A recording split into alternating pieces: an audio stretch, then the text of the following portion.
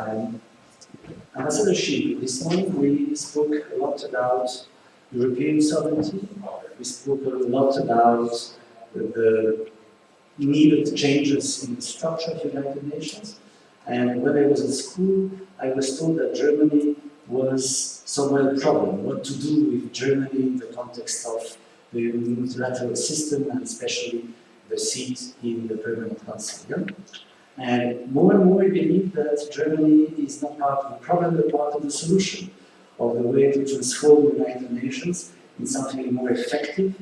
And the very strong positions of Angela Merkel about multilateralism and the way your country sees the development of international relations is definitely going in the right direction to transform this institution and to make maybe the 18th anniversary much more efficient in the way to solve problems that the international community is facing today. Ambassador Schieb, the floor is yours.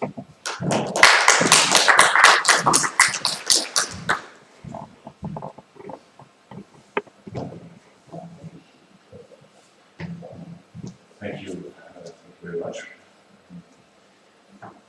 Hello. Well, I'm happy to be here. Indeed, we are trying to be part of the solution and not the problem. I'm really pleased to be here and mark the 75th anniversary of the United Nations. And if I may, I will say that I am a dedicated multilateralist. I have worked at our mission in New York to the United Nations from 2014 to 2018. I was head of the political section, the so-called political coordinator. First, I would like to start with a few general remarks on where Germany was coming from. With the signing of the UN Charter in San Francisco, right after the catastrophe of World War II, after the tragic failure of the League of Nations before, wise political leaders embarked on one of the most significant and courageous projects of mankind.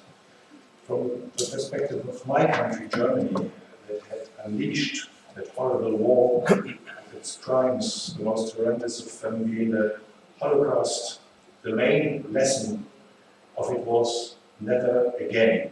War and crimes against humanity must never again arise from German soil.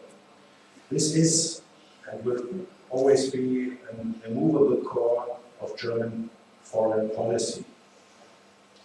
The consequence of this overarching principle is our advocacy for a strong and united Europe, for human rights as a universal expression of human dignity, for rules-based international cooperation, in short, for multilateralism, and for the United Nations. The European Union supports the United Nations to advance this same purpose, peace and human dignity, driven by our firm belief in a multilateral approach based on the principles of global solidarity and global responsibility. 75 years after the founding, the United Nations have a proven track record in saving lives, generating economic and social progress, and avoiding another descent into world war. However, we are aware that international institutions need political backing and cannot be taken for granted. This was the lesson from the tragic failure of the League of Nations, that was not able to withstand the storm of nationalism and racism unleashed in Europe, leading to World War II. If we want to uphold the multilateral order, we have to invest in it. We have to nurture it every day, particularly when the sand starts shifting under the foundations, when its legitimacy is questioned and the support it needs is denied.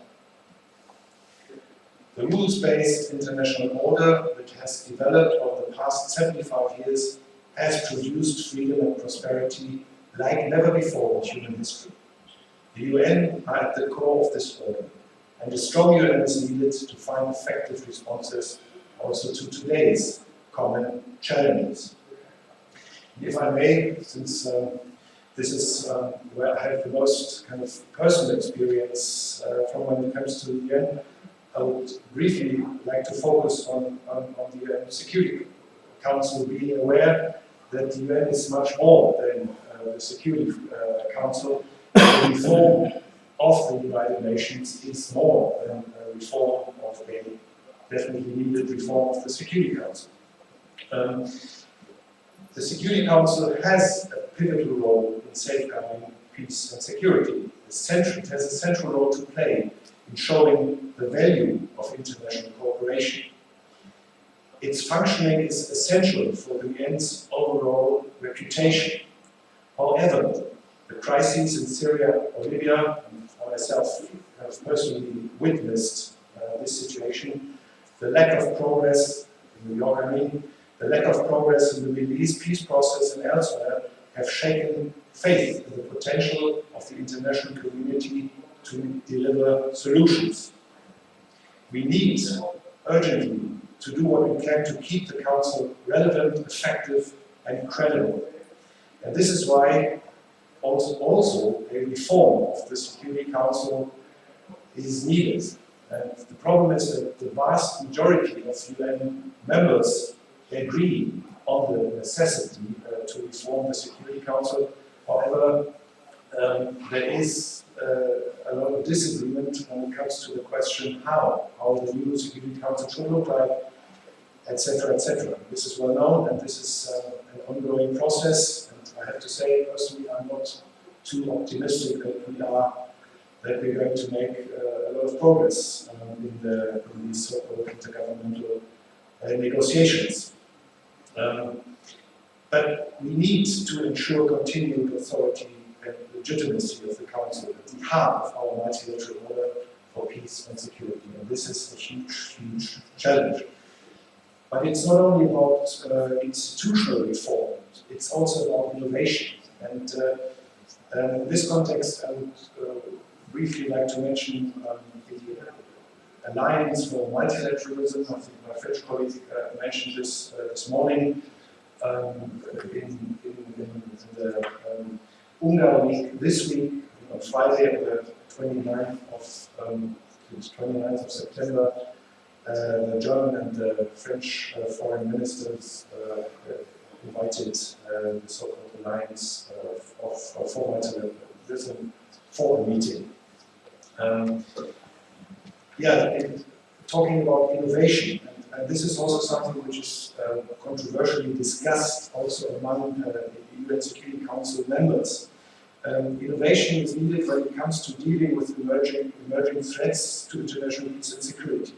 We need to advance a more preventive agenda, not only to react, but to prevent crises, conflicts from breaking out. So this is why we need to look beyond immediate crises, do more on crisis prevention to address catalysts of conflict, such as the effects of climate change and also threats to global health, like the current COVID-19 pandemic. We need to strengthen the international health architecture of the relevant bodies, first and foremost the WHO. This is the major lesson of COVID-19. That is why Germany, in its capacity of current being the EU Council presidency, and the EU are strong allies in the struggle for adequate financing of the WHO and the United Church for a vaccine to be at universal disposal. Now, in conclusion, on a different subject, one brief remark on a more security-related issue.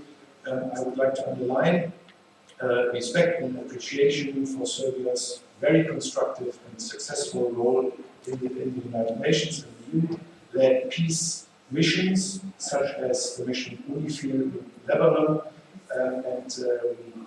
we hope we take it that the recent government decision does not jeopardize Serbia's participation in these missions.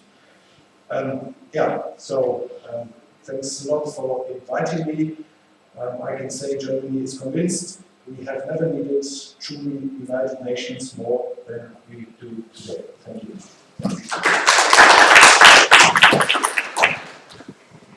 If I just make a short comment on that, you say that the United Nations are extremely needed today. I would say that Germany is very much needed in Europe today to contribute to the global stability of our continent and that way to the stability of Europe. So, Mr. Ambassador Schieb, thank you very much for your contribution today.